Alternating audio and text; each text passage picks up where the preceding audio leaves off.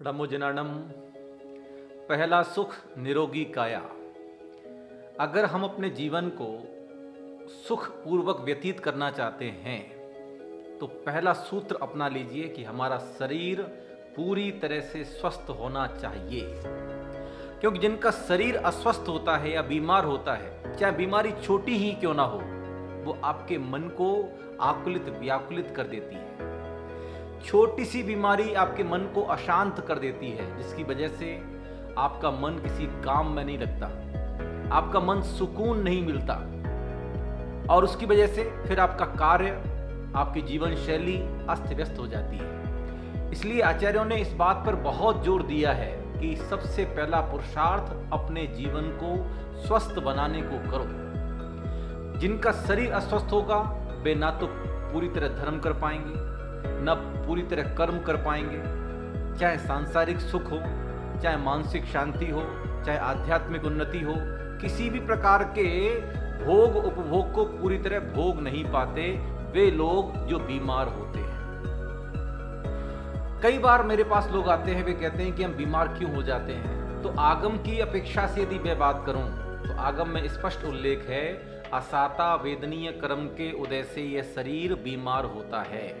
असाता वेदनीय कर्म यानी कि पाप कर्म के उदय से हमारे शरीर में नई नई बीमारियां पैदा होती हैं। हमारे शरीर के एक अंगुल के एरिया में 96,000 तरह की बीमारियां पैदा हो सकती हैं। ये शरीर तो रोगों का घर है, लेकिन हम यदि असाता वेदनीय कर्म का, पाप कर्म का उपशमन करके चलें तो हम इस शरीर को स्वस्थ बना भी सकते हैं। आचार्यों ने हमें बहुत सारे दिव्य सूत्र दिए हैं और आज उन सूत्रों में से मैं आधुनिक समय की एक बीमारी है डायबिटीज, मधुमेह, जो कि बहुत जल्दी उभर रही है और बहुत जल्दी अपने पैर पसार रही है। वैज्ञानिकों की माने तो वैज्ञानिक मानते हैं कि आने वाले 5 सालों में हर 6वें आदमी को डायबिटीज होगी। आज से अगर 50 साल या 60 साल या 70 साल पहले का इतिहास उठा के देखिए, डायबिटीज का नाम भी लोगों ने नहीं सुना था कि डायबिटीज कौन सी बीमारी है, मधुमेह क्या होता है। लेकिन जैसे जैसे हमारी जीवन शैली बदल रही है, जैसे जैसे हमारी जीवन शैली परिवर्तित हो रही है, जैसे जैसे हम अपने खान पान को परिवर्तित कर रहे हैं, रात की नींद, दिन का चैन गायब कर रहे हैं, वैसे वैसे हमारा शरीर डायबिटीज की ओर बढ़ता चला जा रहा है।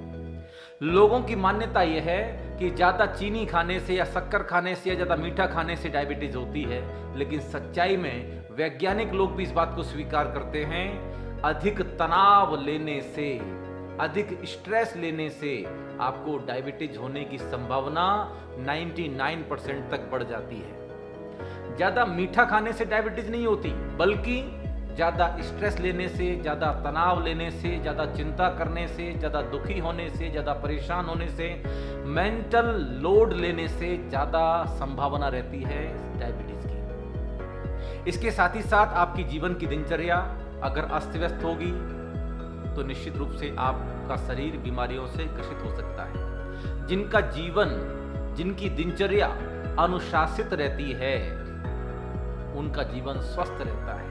जिनकी जीवनचर्या में कोई नियम ही नहीं है कि कब क्या करना है, कब खाना है, कब पीना है, कब उठना है, कब सोना है, कोई टाइम टेबल फिक्स नहीं है, जिनकी जीवन शैली में कोई भी अनुशासन नहीं है, वे ये निश्चित कर लें कि वे बहुत जल्दी किसी ना किसी बड़ी गंभीर बीमारी से ग्रसित होने वाले हैं। डायबिटीज, मैं जब सुनता हूं कि 8 साल के बच्चे को डायबिटीज हो गई, 5 साल की बच्ची को डायबिटीज हो गई, मुझे बहुत पीड़ा होती है कि अब बच्चे डायबिटीज लेकर के पैदा हो रहे हैं। ये डायबिटीज आनुवंशिक भी हो सकती है, अगर परिवार में माता पिता को डायबिटीज है तो वो उसके बच्चे में भी आ सकती है। इसका निदान कैसे करें? डॉक्टरों के पास जाइए, डॉक्टर हजारों रुपए की दवाइयां लिख देंगे और वो दवाइयां खाते रहिए। डायबिटीज में वो इंसुलिन की पूर्ति के लिए आपको इंजेक्शन लेने पड़ते हैं, पेट में इंजेक्शन लगाने पड़ते हैं, उसका दर्द सहिए। इससे बेहतर है कि आप मंत्र साधना और अपनी जीवन शैली के रूपांतरण के लिए कार्य कीजिए। डायबिटीज के पीछे पहली वजह है, आध्यात्मिक वजह है, असाता वेदनीय पाप कर्म का उदय। दूसरी सबसे बड़ी वजह है आपका भोजन, आपकी दिनचर्या, आपकी जीवन शैली और आपका खान पान, जंक फूड, फास्ट फूड आपको तत्काल छोड़ने होंगे। 3 सफ़ेद जहर, मैदा, सफ़ेद नमक, सेंधा नमक का प्रयोग कीजिए। सेंधा नमक के अलावा सामान्य जो बाजार नमक आता है उसका प्रयोग मत कीजिए। इसके अलावा सफ़ेद शक्कर, ये 3 जहर हैं, इन पर नियंत्रण कीजिए। मैदा मत खाइए, नमक मत खाइए या कम कर दीजिए, और साथ साथ चीनी भी मत खाइए। इसके अलावा पैंक्रियाज जब आपका डीएक्टिवेट हो जाता है तो फिर आपके शरीर में प्राकृतिक रूप से इंसुलिन बनना बंद हो जाता है और आपके शरीर में ग्लूकोज की मात्रा बढ़ जाती है ब्लड में, और डायबिटीज डॉक्टर घोषित कर देते हैं। और डायबिटीज अकेली बीमारी नहीं है, डायबिटीज के साथ में अन्य क्रॉनिक डिसीज भी हो जाती हैं। डायबिटीज अपने आप में एक ऐसी बीमारी है जो अकेली नहीं आती, साथ में और बहुत सारी बीमारी लेके आती है। ब्लाइंडनेस, अर्थराइटिस, मोटापा, ये सारी की सारी बीमारियां हैं। इसके अलावा ब्लड कैंसर भी डायबिटीज का एक बड़ा रूप है जो आदमी के जीवन की समाप्ति तक कर सकता है। इसलिए हमें समय रहते डायबिटीज का उपचार कर लेना चाहिए। आज जो मैं आपको बात बताने जा रहा हूं वो खास करके मेरे व्यक्तिगत प्रयोग के ऊपर आधारित है। मैंने सैकड़ों मरीजों पर जो डायबिटीज से ग्रसित थे, किसी को 10 साल से डायबिटीज थी 390, किसी को 12 साल से डायबिटीज थी, 10 साल से, 20 साल से, 15 साल से, अधिकतम मेरे पास 22 साल के मरीज हैं जिनको डायबिटीज थी 22 साल से, और 390, 400 डायबिटीज रहती थी। सालों हो गए, कुछ भी मीठा नहीं खाया, मन मचलता जरूर था मीठा खाने के लिए, लेकिन खा नहीं पाते थे। तो उन लोगों का हमने मांत्रिक और आयुर्वेदिक उपचार किया, और आप लोग आश्चर्य करेंगे, बहुत सटीक परिणाम हमने देखे हैं मंत्र चिकित्सा के। उनको हमने बीज मंत्र की साधना करने के लिए दिए, उनके जन्म कुंडली के आधार पर हमने कुछ निश्चय किए, कुछ निर्णय किए कि इन्हें क्या करना चाहिए, कौन सा ग्रह कमजोर है जिसकी वजह से इनको डायबिटीज हुई है, कौन सा ग्रह स्ट्रॉन्ग करना है, उस संबंधी प्रयोग किए। साथ ही साथ सामान्य रूप से डायबिटीज के लिए पैंक्रियाज को एक्टिवेट करना आवश्यक है, तो पैंक्रियाज को कौन सा मंत्र प्रकंपित करता है, ऐसा कौन सा बीज मंत्र है जो पैंक्रियाज को एक्टिवेट कर सकता है, तो वो मंत्र हमने उनको दिया। उस मंत्र को आप भी लिख लीजिएगा, ओम ह्रूम णमो आइरियाणम। जब आप ह्रूम बीजाक्षर का उच्चारण करते हैं तो आपके पेट में नाभि से ऊपर और हृदय चक्र से नीचे, जहां पैंक्रियाज की जो स्थान है, वहां पर एक वाइब्रेशन क्रिएट होता है, वहां पर ऊर्जा शक्ति का जागरण होता है। धीरे धीरे जब हम ओम ह्रूम इस बीजाक्षर की चोट करते हैं तो हमारा अग्नाशय पैंक्रियाज एक्टिवेट हो जाता है और बॉडी में नेचुरल तरीके से इंसुलिन बनना प्रारंभ हो जाता है। इस मंत्र को आप रोजाना कम से कम 1008 बार जाप करिए, ओम ह्रूम णमो आइरियाणम। आप कहेंगे 1008 बार, अरे भैया वो दवाइयाँ और वो इंजेक्शन के दर्द से तो कहीं ज्यादा बेहतर है कि आप मंत्र साधना को अपनाइए। मंत्र साधना के दोहरे लाभ हैं, ये आपके पाप कर्मों की निर्जरा भी करती है। ये जो मंत्र मैंने आपको दिया है ये जैन धर्म के नमोकार महामंत्र के 3रे पद से लिया गया है, और उस मंत्र की महिमा में आचार्यों ने लिखा, यह पंच नमस्कार मंत्र सभी पापों का नाश करने वाला है और सभी मंगलों में पहला मंगल है। खान पान में जंक फूड पर नियंत्रण कीजिए, फास्ट फूड का त्याग कर दीजिए, जंक फूड का त्याग कर दीजिएगा, अनाज का सेवन भी कम करिए, फलाहार या सब्जी ज्यादा सेवन कीजिए जब आपका भोजन नियंत्रित होता है। आचार्य महाराज कहते हैं, जिनका खान पान बिगड़ा उनका खानदान बिगड़ा, जिनका खानदान बिगड़ा उनका पूरा का पूरा जीवन बिगड़ जाता है। इसलिए अपने भोजन पर संयमित रहिए, भोजन को नियंत्रित कीजिए। दिन में अधिक से अधिक 2 बार या 3 बार, इससे ज्यादा भोजन मत कीजिए। जो लोग ये समझते हैं कि डायबिटीज में तो बार बार खाना पड़ता है, वे लोग मिथ्या मान्यता में जी रहे हैं। अपने भोजन में हम संयम लाएं और साथ ही साथ मंत्र साधना से अपने आप को जोड़ें। इसके अलावा यदि आप डायबिटीज को तत्काल ठीक करना चाहते हैं, डायबिटीज कितनी भी बनी रहे, तो मैं हमेशा कहता हूं कि रोजाना 1 कप गर्म पानी में 1 चुटकी दालचीनी और 1 चुटकी हल्दी डाल करके आप पंच औषधि रिद्धि मंत्र का जाप कीजिए 108 बार। मैं पंच औषधि रिद्धि मंत्र आपको बता रहा हूं, आप लिख लीजिएगा। ओम ह्रीम अरहम नमो आमो सही पत्ताणम, ओम ह्रीम अरहम नमो खिल्लो सही पत्ताणम, ओम ह्रीम अरहम नमो जल्लो सही पत्ताणम, ओम ह्रीम अरहम नमो विप्पो सही पत्ताणम, ओम ह्रीम अरहम नमो सव्वो सही पत्ताणम, झ्रौम झ्रौम नमः। यह पंच औषधि रिद्धि मंत्र जो 48 रिद्धि मंत्र हैं उनमें से लिए गए हैं। तो आप जब रोजाना पंच औषधि रिद्धि मंत्र की 108 बार जाप करके अविमंत्रित पानी को पीते हैं खाली पेट, तो आपके शरीर में कैसी भी बीमारी हो, कैसी भी रोगाणु फैले हुए हों, कैसा भी बैक्टीरियल इन्फेक्शन हो, वो तत्काल दूर होना प्रारंभ हो जाता है। ये पंच औषधि रिद्धि मंत्र बहुत चमत्कारी है, बहुत प्रभावशाली है। तो डायबिटीज के जो मरीज हैं उनसे मैं कहना चाहूंगा कि आप रोजाना ओम ह्रूम णमो आयरियाणम इस मंत्र की 1008 बार जाप करो। कम से कम 5 माला करो, कम से कम 3 माला करो सुबह दोपहर शाम, और साथ ही साथ 108 बार पंच औषधि रिद्धि मंत्र की जाप करना प्रारंभ करो।